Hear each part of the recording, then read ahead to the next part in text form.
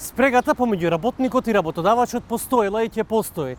Многу фирми пропаднале како резултат на алчноста за профит на газдите, губејќи го работникот како еден од клучните фактори за развој на сопствената фирма, меѓутоа за раст и развој на севкупната економија. Едните со изговор дека треба поголема продуктивност, другите со подобри плати за достоинствен живот. Ниските плати и злоупотребите на газдите ги тера работниците да заминуваат од Македонија да работат во други држави, а со тоа и да допринесуваат за други економии. Тоа треба да биде најголемиот пораз за оние газди кои ја злоупотребуваат работната сила, велат од Сојузот на синдикати на Македонија. Иван Пешевски, подпредседател на ССМ, вели дека загрижувачки е што 12.500 градажни работници се иселени од Македонија поради лошите политики во изминатите години.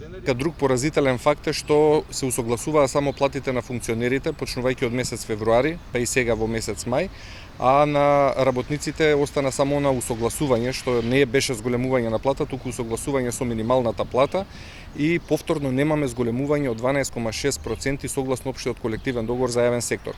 Ако имаме во предвид дека најголем работодавач во државата е самата влада со преку 130.000 вработени во јавниот сектор, ќе видиме дека се оштетени повеќе од 130.000 луѓе за тоа усогласување согласно општиот колективен договор кој што не се случи. А од друга страна, за тие закони што им одговараат на функционерите да ги зголемуваат платите, си ги применуваат од денес утре, ги зголемуваат платите и со тоа покажуваат дека ги усогласуваат, односно дека работат по закон. Непочитувањето на колективните договори е директен упат во животниот стандард на работниците, што ги доведува во ситуација да ја напуштат државата.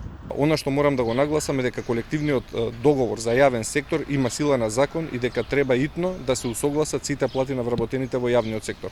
Со тоа ќе се даде можност да се зголемат платите и на вработените во приватниот сектор, имајќи во предвид дека вработените пак во приватниот сектор се оние кои што се двигател на економијата и кои што многу повеќе го полнат бруто домашниот производ. Владата донесе оперативен план за вработување кој опфаќа 16.000 граѓани, повеќето млади до 29 години. Претходно се одеше на стратегија да се увезуваат работници од Бангладеш, Непал, Пакистан, но и тие работници избегаа од Македонија.